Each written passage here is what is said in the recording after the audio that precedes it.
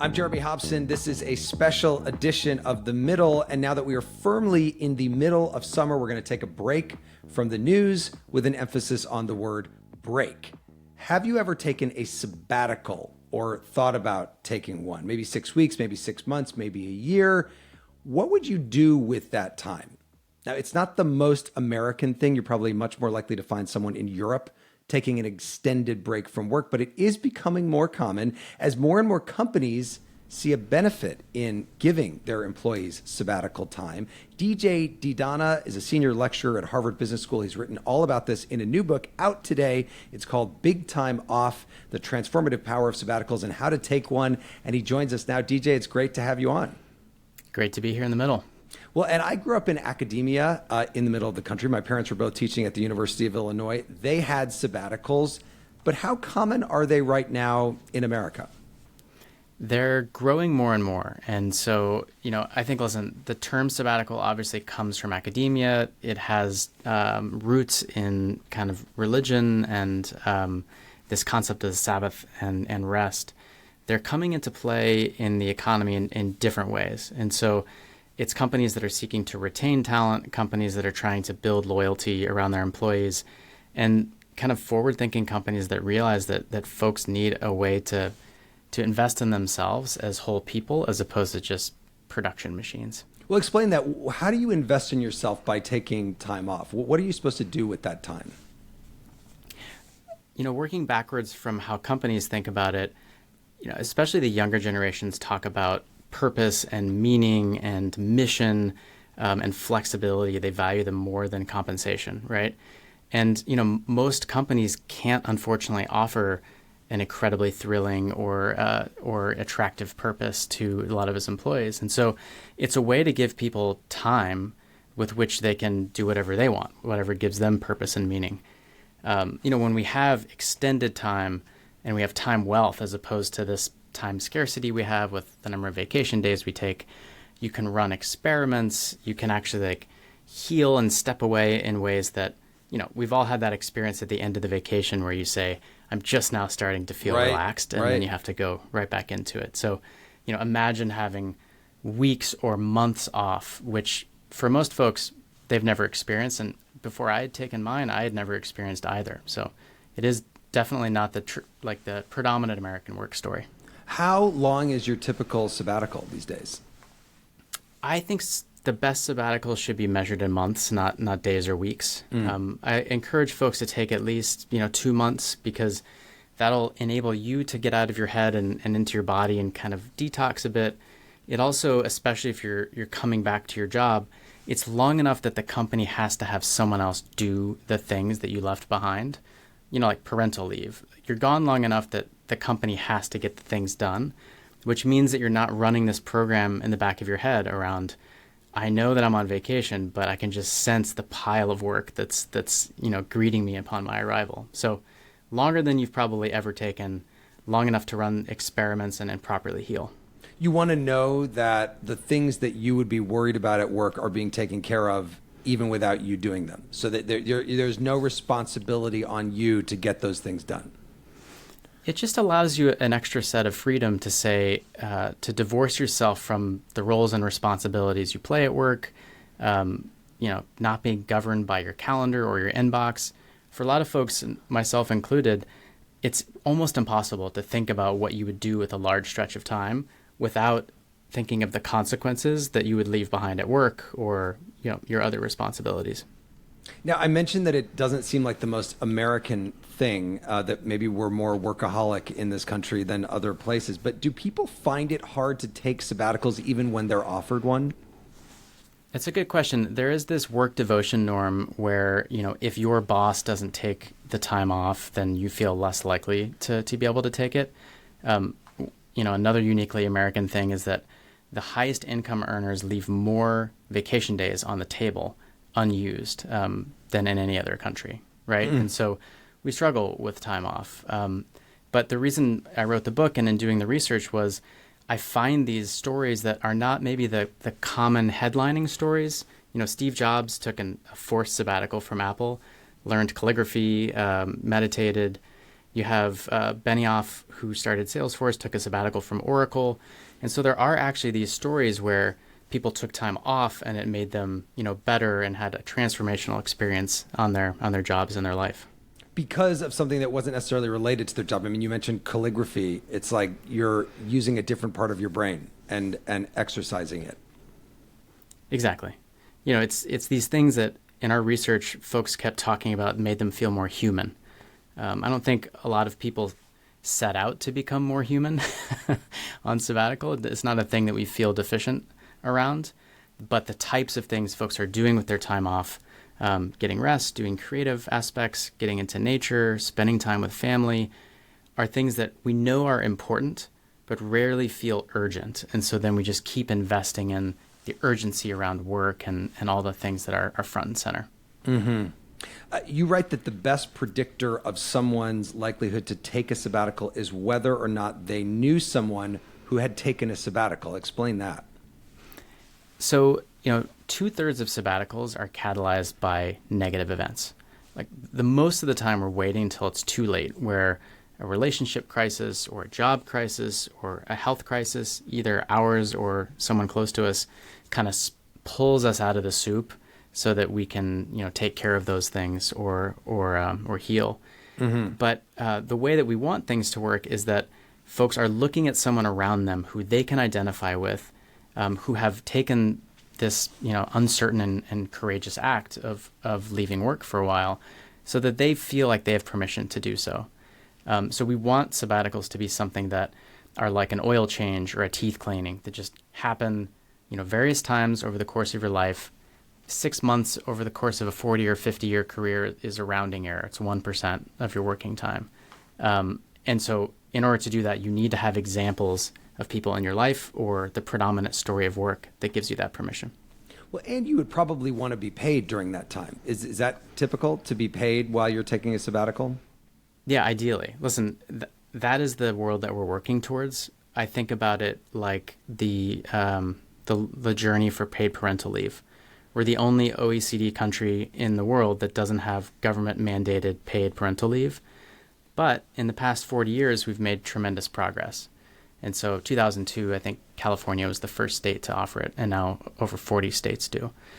And so, I think at the very minimum, folks want to have benefits and the guarantee that their job will greet them upon return. But what that ends up doing is it makes sabbaticals not equitable, right? So it's already a bit of a privilege to be able to have the savings to take time off. You want to be able to set up a policy that makes it equitable for folks. Places like Australia, you have long service leave, which gives every civil servant a 6-month break, right? And that was born from the amount of time it took to sail from the UK to Australia as a civil servant. And so you introduce those policies, it becomes just part of the fabric of the society as opposed to some huge exception. And that's what we're working towards. You mentioned that a lot of sabbaticals end up being forced by events, and maybe those events are not so good. I was just speaking with a recent retiree who said that she wanted to, now with her husband, who's also just freshly retired, wanted to go somewhere like a big trip every quarter and go somewhere every month, because they felt that right now they were in the go-go period of their retirement, which is like, let's just do things because we know we can do it right now. Then there will at some point be the slow go period of the retirement, because maybe the aging parents or some family member requires something, and so it's not, they can't do as much. And then the no go period when they themselves are unable to travel like they want to. But right. Yeah, it's not always our choice to do something like this. But what does a forced sabbatical look like? Is that going to be as good for the mind and the body as one where you actually make the choice to do it at that moment? Well, on that story you just told, I think that they're lucky because in addition to having these examples or exemplars, they call it in the research, of positive ways that people have taken a sabbatical, a lot of people use the examples of folks who regret they had not taken one. Mm-hmm. So you save up your entire career planning on traveling in retirement, and the odds that either you or your partner are both physically well enough and mentally well enough to do the types of things you want to do is not high, right? And so pushing all those dreams and desires to retirement is not a smart bet, as opposed to bringing forward some of them, sprinkling some of your retirement kind of earlier. So that's how I think about that approach. And really what we're trying to do is prevent people from delaying, because, as you said, the catalyzation, think about someone hitting rock bottom as an addict. Like, you often need some sort of sign that the way you are living and working is not working for you. In my book, I talk about this concept of functional workaholism. So we hear a lot about burnout, and I think burnout is an end state where you can no longer continue. Functional workaholism is more the way that a lot of us are working, which everything seems on the surface to be working fairly well. We're performing moderately well, very well at our jobs. But only when we step back away do we see, oh, I had a problem there. We had people in the research that had stomach ulcers, trigger fingers, eczema, and their doctors would say this is stress related. But not until they step away for long enough to truly get out of that work identity do those symptoms kind of start disappearing. And it's just really hard to recognize that when you're in the thick of it. Mm-hmm. One of the things that I found so interesting in your book was you talk about the different types of people who take sabbaticals, and one of them is the achiever, somebody who feels like they have to get something done. There has to be an end goal during the sabbatical, otherwise it's not worth it. Is that the wrong approach then, if you could go in thinking, well, during this time I want to write my book or something like that? Mm-hmm. Yeah, I mean, I think sabbatical land is a big tent. I want to welcome everyone into it, regardless of your motivations. But I do think it's the most natural way to enter, where you have all of these things in your life that you want to do, that are important to you, that you would regret not doing at the end of your life. And so when you have the time and the vacuum of responsibilities, you swap out your kind of work to-do list with your kind of personal bucket list. So that makes sense. That's how I approached it as well. I think the challenge is taking a beat or two to actually heal and recover. Because oftentimes we're running on adrenaline from the last kind of chapter, the last leg of our journey, and we're not giving ourselves a chance to congratulate ourselves for getting there, making space for this time off before you dive into these other kind of achievement things. But one interesting thing our research turned up is that we think of a way to heal, like on a vacation where you sit on a beach and sip a coconut or something. We actually found this concept of active rest, where a lot of tasks that might look like a job to other people, like I remodeled my kitchen myself, does not sound like fun to most folks, but it felt empowering for me to swap out my kind of, Microsoft Excel fingers for swinging a tool. Mm-hmm. And so if it's intrinsically motivated, whether it's writing a book, remodeling your kitchen, getting a certification like pilot's license or scuba diving, that ends up kind of restoring and helping to recover you. So you might be your own worst enemy, but it ends up helping you. And the idea is that you just want to build in a little bit more time for rest. All right, well, stand by. We're going to take a quick sabbatical from this conversation. The book is called Big Time Off, The Transformative Power of Sabbaticals and How to Take One. I'll be right back with more with DJ DiDonna. Welcome back to a special edition of The Middle. I'm Jeremy Hobson. I'm joined by DJ DiDonna. His new book is called Big Time Off, The Transformative Power of Sabbaticals and How to Take One. He's a senior lecturer at Harvard Business School. DJ, what made you want to spend time focusing on this topic and writing a book about it? I certainly didn't anticipate this becoming my identity, which if you Google my name, it's all sabbaticals. I mean, I had worked super hard since middle school. But I think, as with any entrepreneur, when you have a hunch about something and it won't go away, I think it's something you need to invest in. And, I started a company. It was my dream company. I burnt out after 7-8 years, just kind of hard charging, and felt the pull to take time off. And the experience that I had and the stories of everyone that I heard and talked to after my sabbatical made me think, it's obvious that a vacation is great and a longer vacation is better, but something is happening in a much more kind of identity level transformation that needs to be discovered. And so I set out to bring some rigor to the topic, did an academic study around it, then that led to the interviews, which turned into the book. And so, one thing led to another, and I think the the gold at the end of the rainbow here is so profound and important, I think, for how we work and how we live, that I thought it was worth dedicating a chapter of my life to. So here we are. So last week, I took a little vacation. My husband and I actually went on a rafting trip in Utah for several days, and there was absolutely no cell phone coverage the entire time, which was that was a vacation all by itself, even without the beautiful scenery and the rafting. But it was interesting because there were kids there who had to be without their phones for several days. There were retirees there. There were families there with us. And it got me thinking about age and how this works. Because, I mean, it wasn't a sabbatical. It wasn't for months. It was 4 days. But it does, your brain does start to kind of disconnect and think about different things. And I wondered, how does age fit into this? Is there a too young or too old age to take a sabbatical? It's funny, in my book, I talk about kind of inflection points in your life for taking a sabbatical, from gap year all the way to twilight career, where you're trying to think about how you spend, your final chapter before retirement. But when I first started the research, I was pretty dogmatic. I saw myself at mid-30s at the time, and I figured that you needed to work a certain amount of time before you even burnt out. And so why would I interview younger people?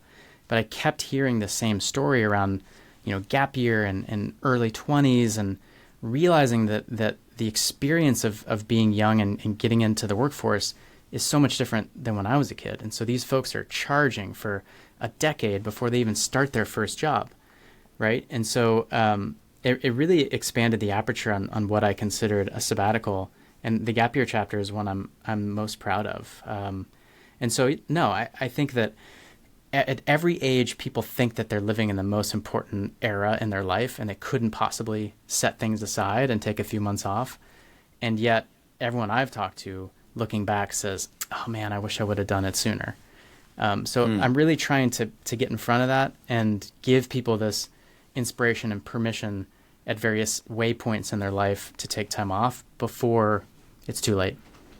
How long do you think it takes, once you do start taking time off, for your mind to really unplug and start to think of things that you wouldn't be able to when you're stuck in your routine?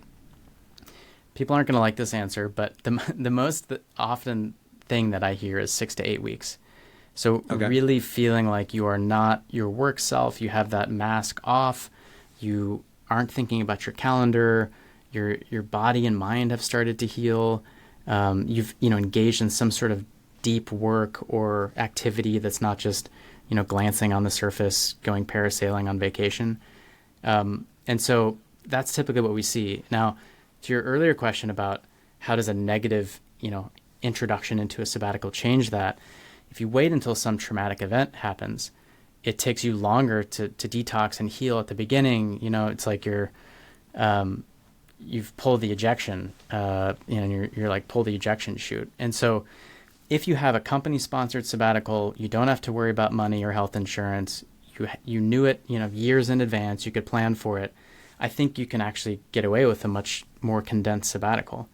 And that's what I want folks to do is plan like 4 or 5 years ahead, instead of saying, which I'm sure many of your listeners will, it's like, well, I can't possibly take 3 months off now. Like, of course you couldn't, right? But you could say, in 3 years or in 4 years, I'm going to take 3 months off. Yeah, my rallying cry is, what are you doing the summer of 2031? Almost no one knows, right? And so summer 2031, we're going to do it. We're setting a stake in the stand. We're going to tell our employers. We can plan around it. We can save money up for it. That's the kind of, I think, time frame you need to be thinking of to make it more possible for a greater swath of people. And when you're making that case for summer 2031 to your employer, is there an economic benefit that can be measured that you can say, by the way, if you give me this, it's likely that I'm going to be a much better employee when I come back? Yeah, I mean, the first thing I would say is just, for most employers, by saying I will be there in 5 years is huge. I know in Silicon Valley, the average tenure is 2.5 years or less at a lot of these companies. And so by saying, like, I'm committed to this company, I just want to take a few months off with my family 5 years from now. I think if a company were to not allow that, it's not a great sign in general about how they kind of picture you. Warren Buffett has an expression where It's time is the friend of the great company and the enemy of the mediocre. So I think this notion of if you can plan from medium-term perspective to distribute your responsibilities to other employees, pick them back up when you get back, give junior employees a stretch experience, test the resilience of the company, because people are going to leave anyway. People quit, people go on parental leave. That's the muscle that you need to build as a successful company. And also create some loyalty and kind of commitment for those people, because they know that the company has seen them as a whole person as opposed to just a worker bee. What happens when people come back from sabbaticals? Are they different people? Because I remember, not necessarily sabbatical, but I remember people that I've known who've gone on these fellowships as journalists, and then they come back and they really don't want to do their job anymore because they just had this like totally different experience. Yeah. I think, listen, it's a choose your own adventure type situation. I think there's some folks, there are great stories in the book where someone goes off, they I'm thinking of a economist from the U.S. Treasury where they get this leave without pay, every 7 years. She went off, backpacking in Latin America, which was her dream. She spent time taking care of an ailing loved one, which was a surprise. And, in Latin America, she was like, I care a lot about the work that I do, and work gives me meaning and fulfillment. And now I know that I have a light at the end of the tunnel every 7 years or so to invest in myself a little bit more. She was happy to go back, right? Whereas other folks, might have been at a job too long, or they might find out something about themselves that makes them want to make a big change. But I think if we view it as like a periodic oil change or teeth cleaning, where it's like you're checking up on yourself and making sure you're heading in the right direction and that you're healthy and thriving, then there's less of these surprise, pull the chute, I need to throw everything off the table and change my life completely, which I think is probably healthier. You talked about parental leave, and I wonder how our politics play into this. You don't hear politicians on either side of the political spectrum talking about the need for people to be taking sabbaticals. Why Not is yet. that? Or is that going to be necessary to have it be something that's really common and widespread in America? Yeah. I mean, I think we have to put it in perspective that the weekend, the concept of the weekend is 100 years old. And it was founded by mill workers in the Northeast, right? And the first sabbatical policy was 1890. So it's earlier than that. At Harvard, right? Yeah. And parental leave is, less than 40 years old in the States. And so, what we saw during the pandemic, one of the silver linings is that we realized that we could work in a very different way. We didn't come to that conclusion voluntarily. It was thrust upon us. And we said, you know what? For the knowledge workers that had the fortune to be able to work in this way, we actually had the technology to get a bunch of work done in different environments and in a very different way. And so we can either be thrust into it from an emergency standpoint, like 2020. We can build it up slowly, like parental leave, where, I think just slowly people realize that this is an important human event. And even if you don't want to have kids, everyone here was a baby, right? I think. And so we're going to make space and time for that to happen.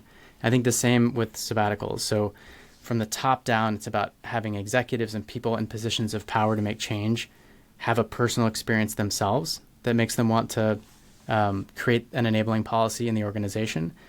And then grassroots from the ground up, sharing your story if you've taken a sabbatical, which gives people permission to do so themselves.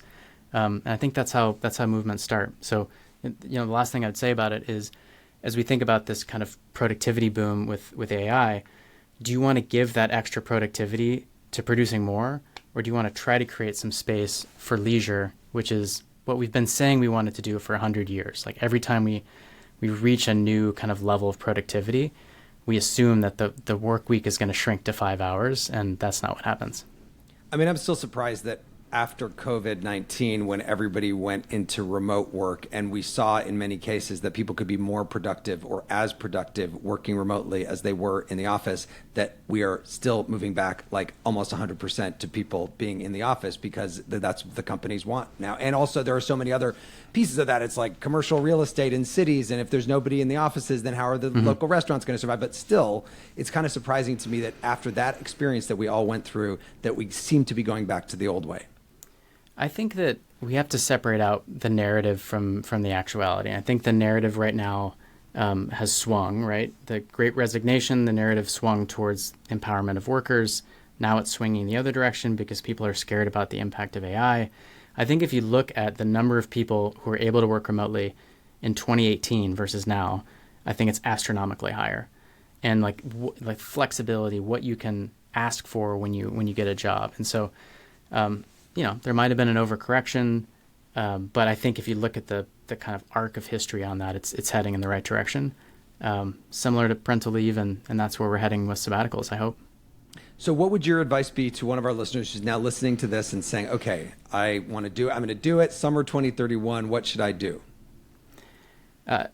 You already accomplished the first thing, which is make sure you're not allowing your kind of fears around the near-term uncertainty to interrupt that plan, which is start planning 5 years in advance or some amount of time in advance so that you can save up, you can get the logistics in order. The other thing is I would go to a cafe, take a journal, no music, no friends, no family, and try to make this concept of a sabbatical concrete for you. Sabbatical is a big fancy word, but what is the thing that you would want to do? You'd want to tell your grandkids, on your knees, you would want to do before you died, that is really important that you have not made time for. And once you can actually distill that down to a thing that's important to you as a person, then the idea kind of has space to root into your mind and say, wait a minute, like, why would I not do this? Why would I leave it to chance whether or not I can do this in retirement, if at all? And so I think having a tangible idea, setting the clock into the future, and then finding an exemplar, finding someone in your life at work, among your community that has taken one to start giving you permission. If you don't have anyone, we created this organization, the Sabbatical Project, where you can hear about people's stories and give yourself inspiration, and then start saving and start planning. When's your next sabbatical? You caught me in a falsehood. It was 9 years ago. I just had a kid. We just had our first kid. So it's not in the near term future, but I know that it's coming and that it's important to me. So you'll have to check back with me on that. All right. That is DJ DiDonna, senior lecturer at Harvard Business School, author of Big Time Off, The Transformative Power of Sabbaticals and How to Take One. DJ, thank you so much for joining us. Awesome to be here, Jeremy. And thanks for listening to the show. It was produced by Harrison Patino. We're going to be back in just a few days with an economic check-in. We're going to be asking you what extra expense is worth it right now and what is getting cut as high prices just proliferate across the economy. Join us, follow us so you don't miss an episode. I'm Jeremy Hobson. I will talk to you soon.